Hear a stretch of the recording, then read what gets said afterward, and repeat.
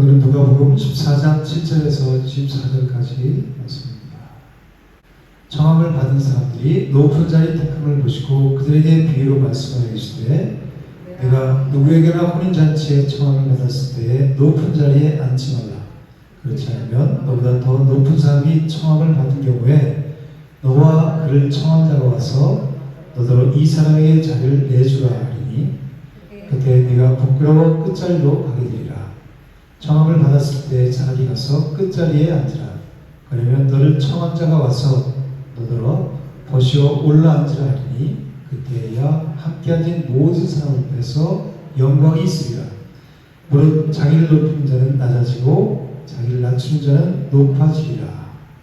또 자기를 청한 자에게 이르시되 내가 점심이나 저녁이나 베풀거든 벗이나 형제나 친척이나 부한 이웃을 청하지 말라. 그런데 그 사람들이 너를 도로 청하여 내게 갚음이 될까 하노라.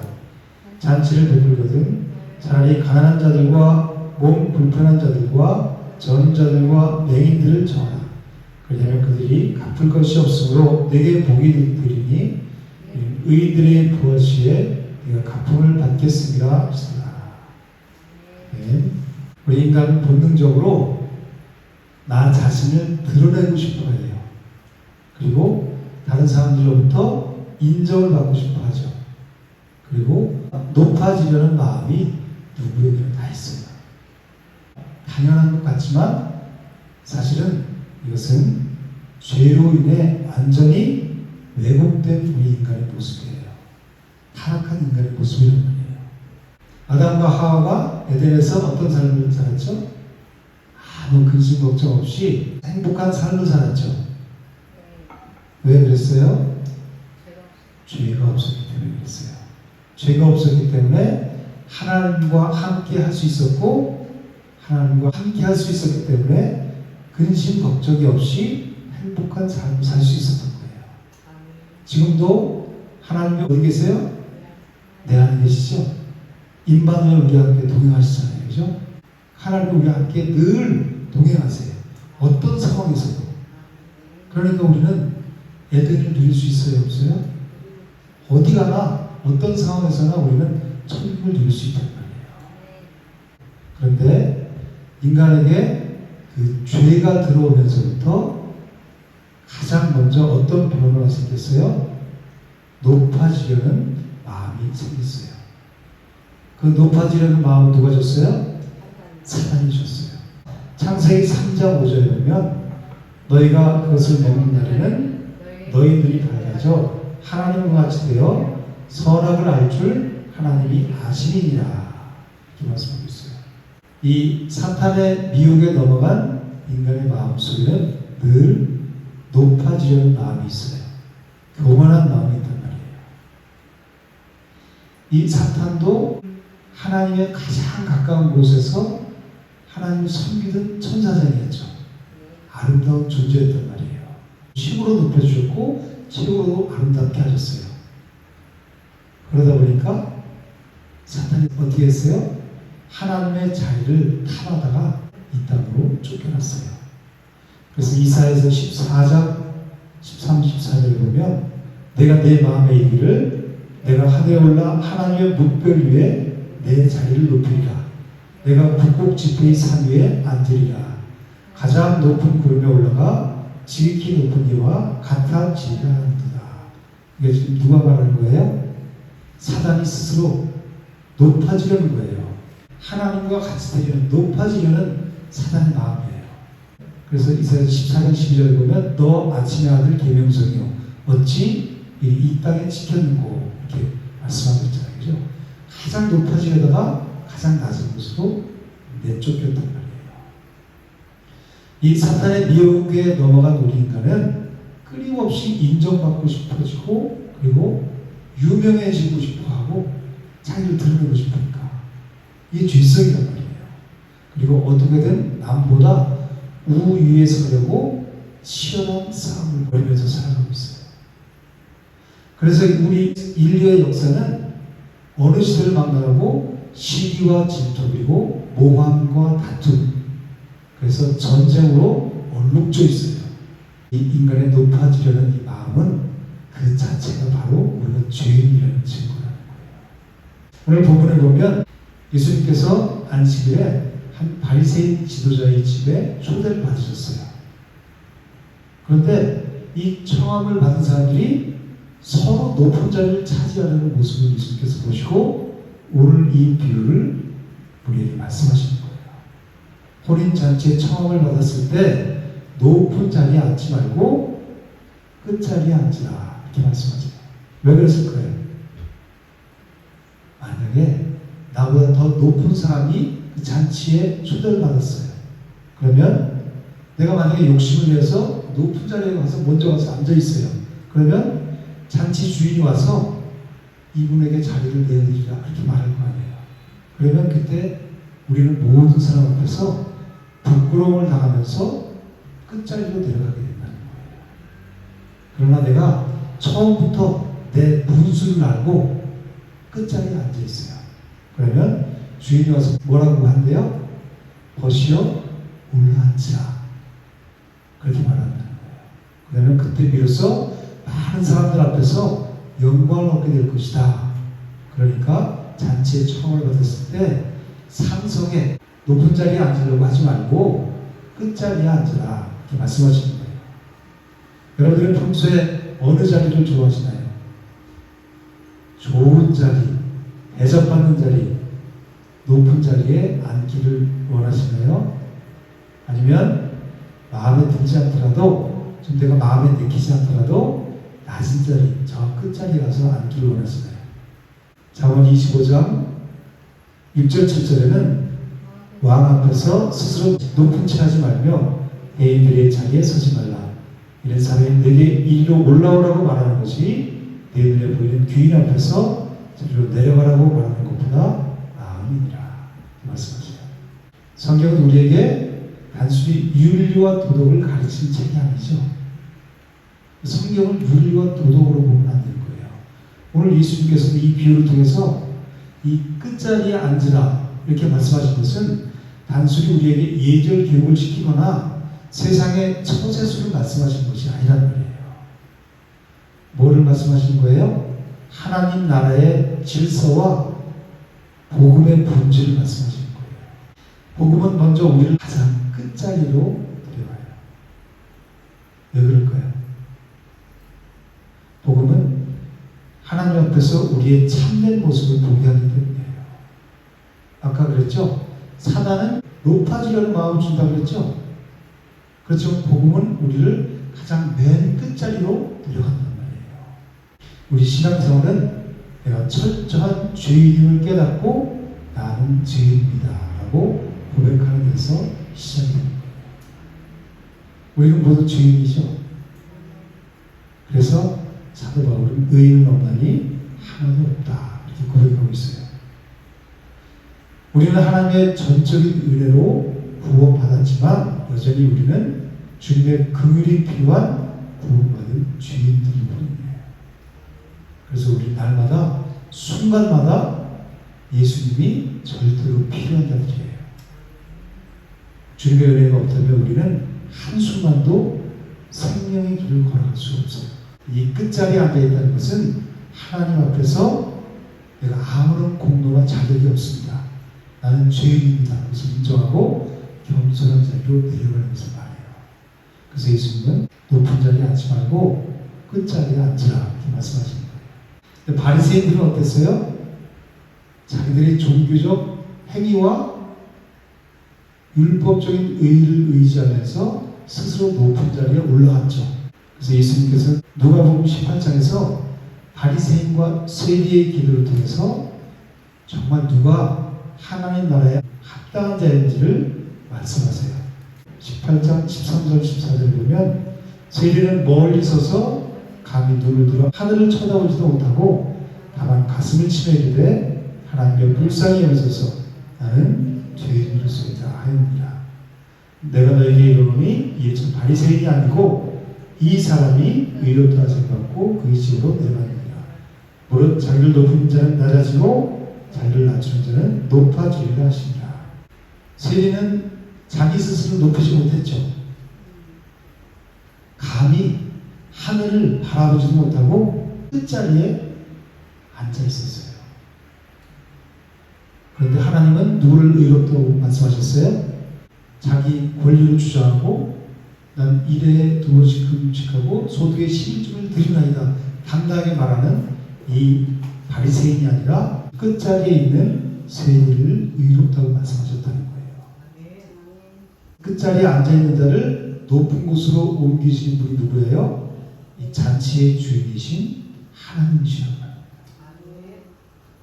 그 높은 자리는 잔치의 상석은 내 힘으로 내 노력으로 내 공로로 올라가는 것이 아니에요. 오직 주인이신 하나님께서 더시어 올라앉으라 그렇게 불러주실 때만 우리는 그 높은 자리에 상석에 앉을 수가 있는 거예요. 그것은 무엇을 말씀하냐면 우리 구원이 우리 인간의 노력이나 우리 자격으로서 얻어지는 것이 아니라 오직 하나님의 절대적인 주권과 하나님의 전적인 은혜로만 주어진다는 것을 말씀하고 있어요. 근데 여기서 놀라운 것이 있어요. 주인 되신 하나님께서 죄인인 우리를 어떻게 부르신다고 해요? 벗이여 올라앉으라. 벗이라고 불러주신다는 거죠. 잔치의 주인은 누구예요? 하나님이죠. 하나님이 우리를 벗이라고 불러주신다는 거죠. 만석에 앉은 자를 벗이여 올라앉으라 그렇게 말씀하신다 그랬죠. 우리를 친구라고 불러주신다는 거예요. 그래서 여러분 5장 15절 이제부터는 너희를 종이라 하지 아니하리니 종은 주인이 하는 것을 알지 못합니다. 너희를 친구라 하노니 내가 내 아버지께 드린 것을 다 너희에게 알게 하였습니다. 이렇게 말씀하고 있어요. 하나님과 원수되었던 우리가 하나님의 자녀가 되고 그리고 메시아이신 예수 그리스도의 친구가 되는 놀라운 은혜를 입게 되었다는 거예요. 왜 친구로 삼아주셨어요? 아버지께 드린 것을 알게 하시려고 우리에게 생명을 주셨고 낮은 자리에 와서 우리를 친구 삼아주셨고 죄인된 우리를 친구 삼아주셨다는 거예요. 친구는 감춘 것이 없죠. 고민이라든지 모든 것을 털어놓잖아요. 친구에게는. 그러니까 예수님께서 하나님께 드린 모든 것을 우리에게 다 알게 하시겠다는 거예요. 그래야 우리가 생명을 얻게 되잖아요. 그런 의미에서 친구라고 말씀하시는 거예요. 누가복음 15장에 보면 탕자의 얘기가 나오죠. 돌아온 탕자. 아버지를 배반하고 집을 나갔던 이 둘째 아들이 허랑방탕하고 전처세를 다 탕진하고 아버지께 돌아와서 뭐라고 고백해요? 자신을 품꾼의 하나로 받아달라고 그러면서 스스로 끝자리에 앉죠. 누가복음 15장 19절에 지금부터는 아버지의 아들이라 일컬음을 감당하지 못하겠나이다. 나를 품꾼의 하나로 보소서 하리라 하고 그리고 22절에는 아버지는 종들에게 이르되 제일 좋은 옷을 내게 입히고 손에 가락지를 띄우고 발에 신을 신기라. 아버지는 그를 품꾼의 자리에 두지 않으셨죠. 어떻게 하셨어요? 달려와서 목을 안고 가장 좋은 옷을 입히고 손에 가락지를 띄우고 아들의 영광을 완전히 온전하게 회복시켜 주셨어요. 이 둘째 아들이 밖에 나가서 고생을 하고 나니까 아버지 품 안에 있는 것이 얼마나 행복한지를 그때서 깨달았어요. 그래서 내가 가서 차라리 날 아들로 보지 말고 품꾼의 하나로 어떻게 족하겠다. 그런 낮아진 마음으로 끝자리에 앉은 거예요. 그 예수님께서 우리가 죄인임을 인정하고 철저하게 겸손하게 끝자리에 앉으라는 거예요. 교만한 마음으로 높아지지 말고 우리는 우리 죄된 본성은 아까 처음에 뭐라 그랬어요? 항상 높아지려고 하고 인정받으려고 하고 그런 마음이 있다고 그러죠. 이게 타락한 인간의 마음이라고 그러잖아요. 사단이 준 마음. 예수를 주라고 하면서도 높아진 마음으로 산다는 거예요. 그런 자들에게 예수님은 끝자리에 앉으라 그렇게 말씀하죠. 네가 죄인을 인정하고 겸손한 자리로 내려가는 거예요.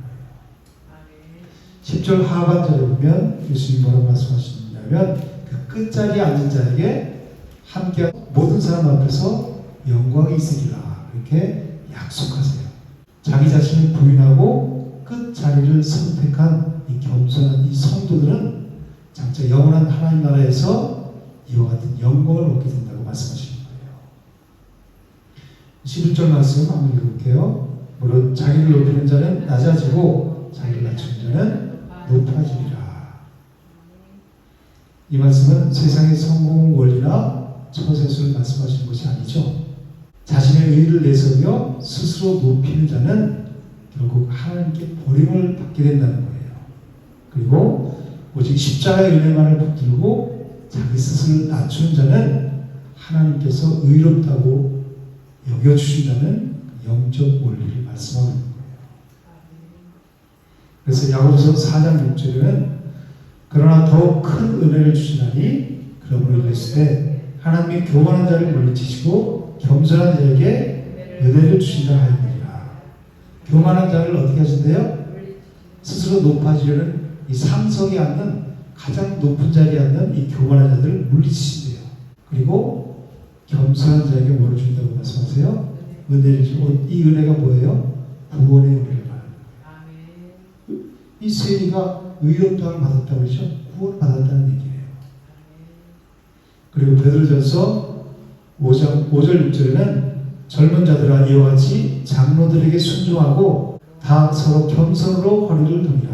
하나님은 교만한 자를 대적하시되 겸손한 자들에게는 은혜를 주시니라. 그러므로 하나님의 명하신 손 아래에서 겸손하라. 해가 되면 너희를 높이시리라. 그렇습니다. 이 10절에서 높여준다고 말씀하시죠? 자기를 낮추는 자는 높아지리라. 여기서 높아진다는 것은 뭐를 말할까요? 이 땅에서 남들보다 위에 있게 해주겠다. 그 말일까요? 세상 명예와 권력을 얻게 해주겠다. 그런 약속이신가요? 그것이 아니라 세상이 줄 수 없는 영원한 가치, 즉 하나님 나라의 백성이 되는 권세를 주신다는 거예요. 우리 생각이 세상으로 가득 차 있으면 높여준다는, 아, 세상에서 한 자리 해겠구나. 누구들처럼? 제자들처럼. 아, 복 주겠다 그러면 아, 세상 물질과 부와 명예를 함께 주시겠구나. 이렇게 받아들인다는 거예요. 내가 세상으로 가득 차 있으면 성경을 보고 이 문자적으로 아, 복을 주신대.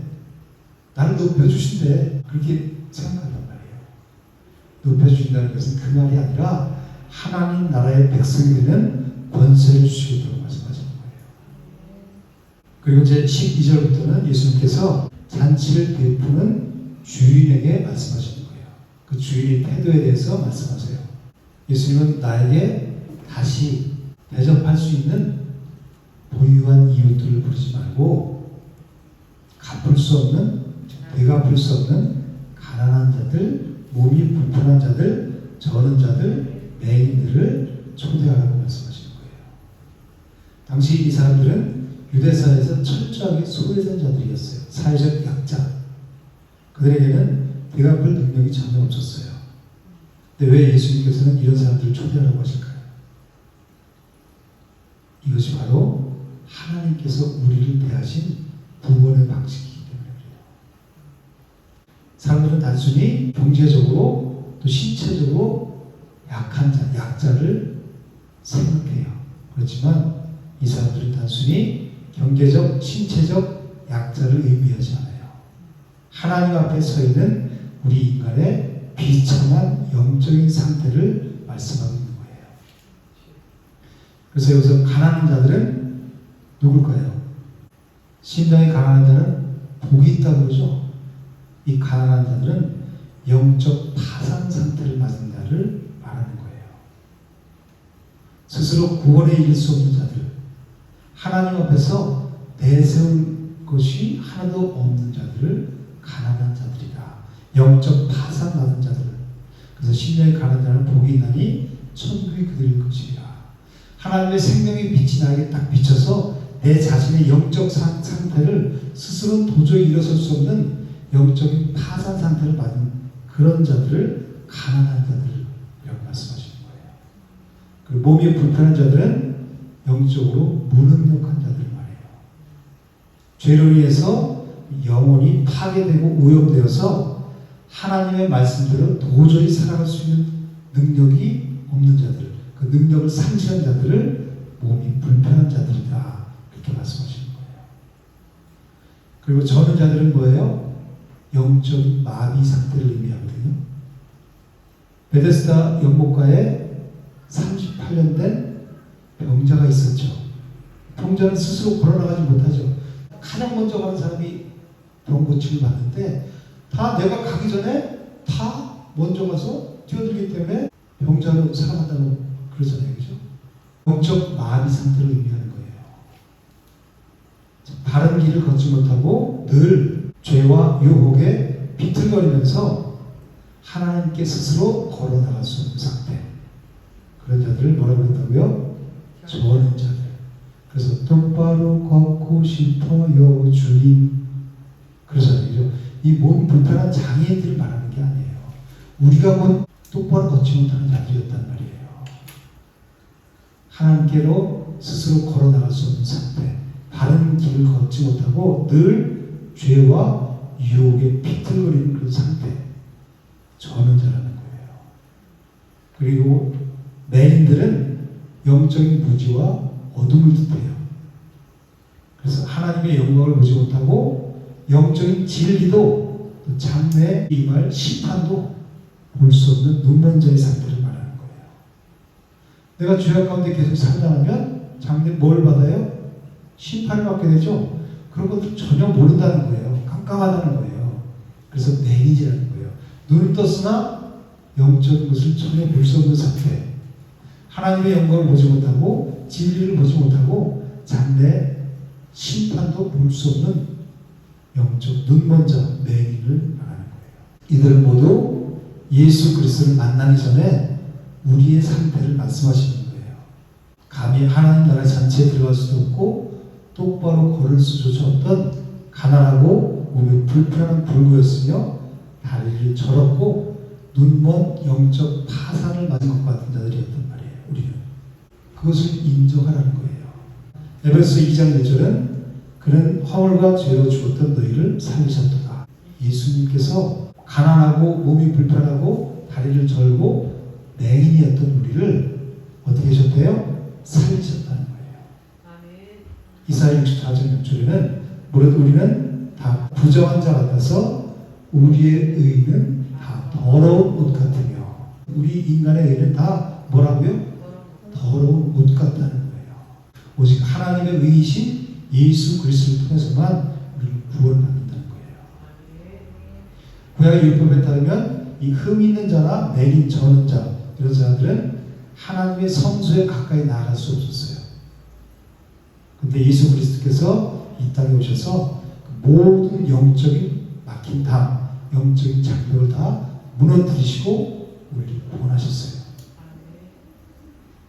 그래서 예수님은 스스로 의롭다고 착각하면서 교만의 높은 자리에 앉아있는 바리새인들이 아니라 내 자신이 바로 영적인 파산을 받은 자입니다. 나는 맹인입니다. 볼 수 없습니다. 주님. 그리고 저는 저런 자입니다. 가난한 자입니다. 주님이 없으면 도저히 살아갈 수 없습니다. 이 세기처럼 나를 불쌍히 여기셔서 그러는 자들을 하나님의 은혜의 잔치로 천국 잔치에 초청하셨어요. 누가복음 5장 32절에는 내가 의인을 부르러 온 것이 아니요 죄인을 불러 회개시키러 왔노라 이렇게 말씀하세요.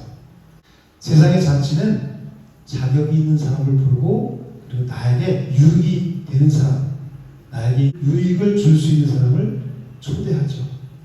스스로 높은 자리에 앉았던 바리새인들은 자기의 의를 믿고 자기 자신을 깨끗하다고 생각했어요. 그러나 천국 자치는 아무런 자격이 없고 그리고 심지어 거절할 힘조차 없는 영적인 처지에 놓인 사람들을 오직 하나님의 은혜로 초청하시는 거예요. 우리가 바로 그런 자들이라는 거예요. 우리 옛날에 사는 모습들을 보세요. 다 이런 자들이었잖아요. 그렇죠? 영적인 맹인들, 저런 자들, 가난한 자들, 몸이 불편한 자들이었잖아요. 그런데 하나님의 은혜로 천국 잔치에 초청을 받았죠. 받았잖아요. 이 은혜의 구원잔치는 장차 올 영원한 하나님 나라의 어린 양의 혼인잔치에서 완성될 거예요. 요한계시록 19장 9절에는 천사가 내게 말하기를 기록하라. 어린 양의 혼인잔치에 청함을 받은 자들은 복이 있도다. 우리는 이 어린 양의 혼인잔치에 청함을 받았죠. 이거 엄청난 은혜잖아요. 그죠? 이 복음은 우리의 자신의 의가 철저히 무너진 자에게만 진정한 복음, 기쁜 소식, 가장 좋은 소식이 되는 거예요. 내 자신이 영적인 소외자다. 영적인 맹인이고 영적인 가난한 자고 영적인 저는 자다. 몸이 불편한 자다. 이것을 깨달은 자만이 하나님의 나라의 잔치에 감격을 누릴 수 있다는 거예요.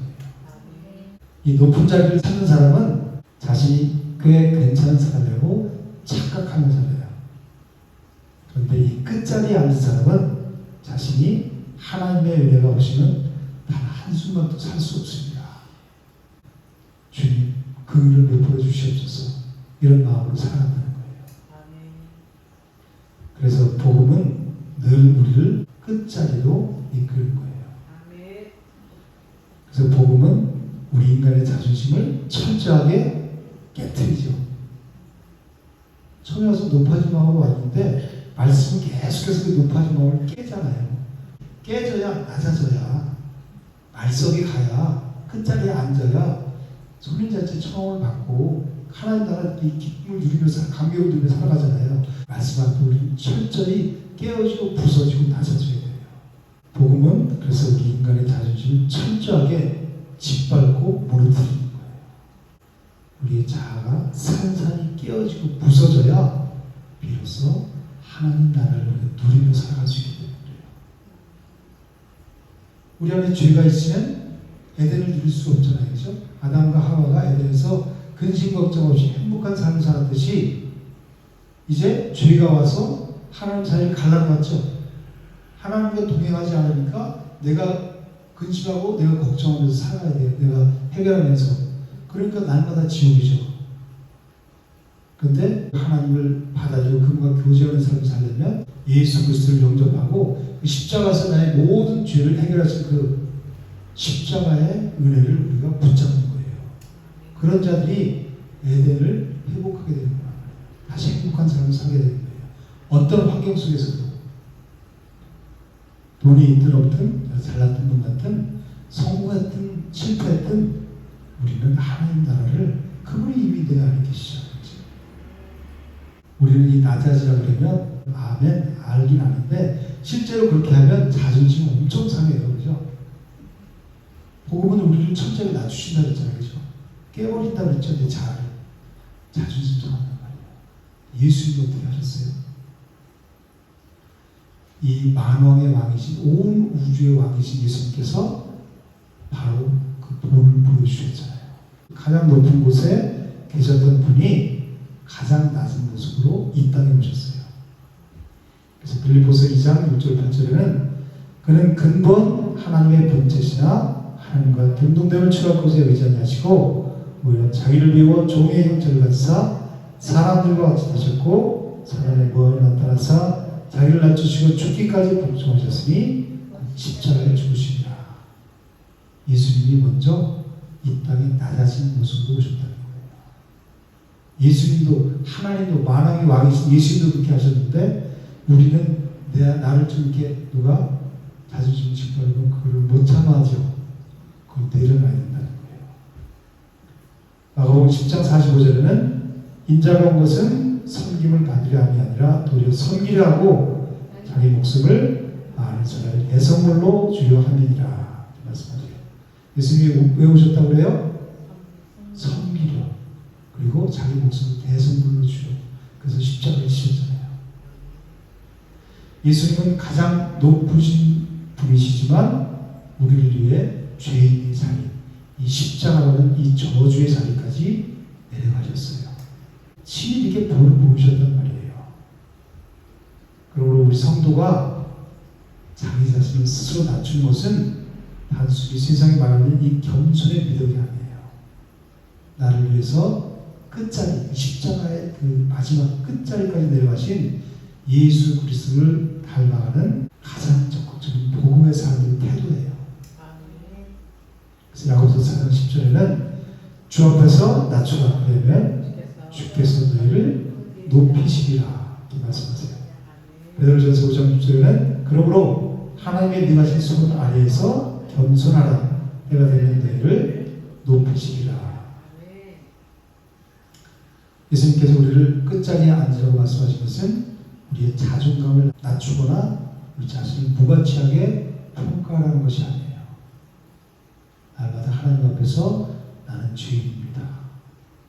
주님의 은혜가 없이는 저는 한순간도 살아갈 수 없습니다. 이 고백으로 살아가는 거예요. 겸손한 마음으로. 이 끝자리는 바로 구원받은 성도가 머물러야 할 자리예요. 스스로를 높이면서 이 교만의 자리에 서는 자가 아니라 날마다 주님의 십자가의 은혜를 의지하면서 내 자신을 낮추는 자를 하나님께서는 때가 되면 반드시 어떻게 해주신다요? 높여주신다는 거예요. 14절 한번 읽어볼게요. 그러면 그들이 갚을 것이 없으므로 내게 복이 되리니 의인들이 부활시에 내가 가품을 받겠습니다 하시더라. 예수님은 이 땅에서 보상받지 못한 성도의 삶과 섬김이 결코 헛되지 않다고 말씀하시는 거예요. 사람이 알아주지 않고 그리고 사람이 갚아주지 않아도 하나님께서 다 기억하고 계시죠. 다 보고 계시잖아요.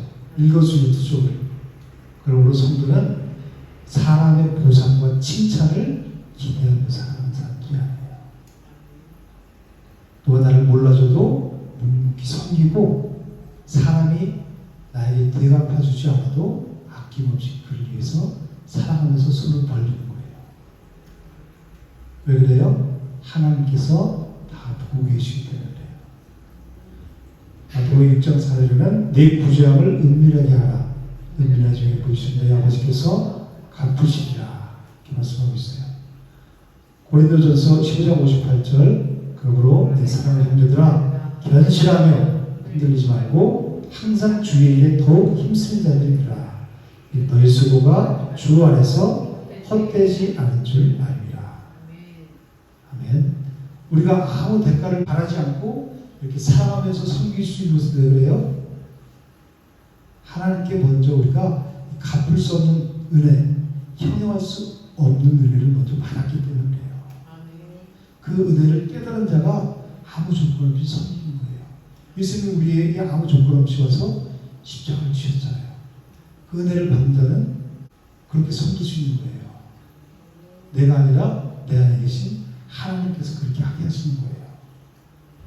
세상은 끊임없이 높은 사람을 찾지만 하나님 나라는 가장 낮은 사람을 부르는 거예요. 세상은 다시 받을 수 있는 대갚을 받을 수 있는 사람에게만 베풀어요. 그렇지만 하나님 나라는 도저히 대갚을 수 없는 사람에게 무조건적인 은혜를 베풀 수 있어요. 그 사람이 받았기 때문에. 제가 야고보서 2장 5절에는 하나님이 세상에서 강한 자를 택하사 믿음에 부유하게 하시고 자기를 사랑하는 자들에게 약속하신 나라를 상속으로 받게 하지 아니하셨느냐. 상속으로 받게 하셨다는 거예요. 그죠? 하나님 나라를 우리가 상속받게 하셨다는 거예요. 예수님께서는 오늘 본문을 통해서 무엇을 말씀하신 거죠? 이 높아지려는 인간의 그 교만한 마음을 깨뜨리시는 거예요. 그리고 자격 없는 죄를 향한 하나님의 조건 없는 은혜를 말씀하시는 거예요. 우리는 원래 하나님 나라의 잔치에 들어갈 수 없는 영적인 파상받은 자들이었잖아요. 그런데 예수님께서 가장 낮은 곳까지 내려오셔서 십자가를 지셨죠. 그래서 우리를 하나님 나라의 잔치에 주인공으로 초대해 주셨어요. 얼마나 기쁘세요. 그 잔치에, 어린 양의 혼인 잔치에 초대를 받은 자들이란 말이에요. 우리는. 그래서 이제 우리는 더 이상 세상에서 높은 자리를 탐하면서 악의 다툼을 하는 자들이 아니에요. 내 끝자리가 어디인지를 바르게 아는 아는 사람이 되어야 돼요. 즉 겸손한 마음으로 주를 섬기면서 이웃들을 가난하고 불편하고 저런 자들, 맹인들 이런 자들을 섬기는 자리로 내려간다는 거예요. 그래서 무릇 자기를 높이는 자는 낮아지고 자기를 낮추는 자는 높아지리라. 이것이 세상을 바꾸는 하나님 나라의 통치 원리예요.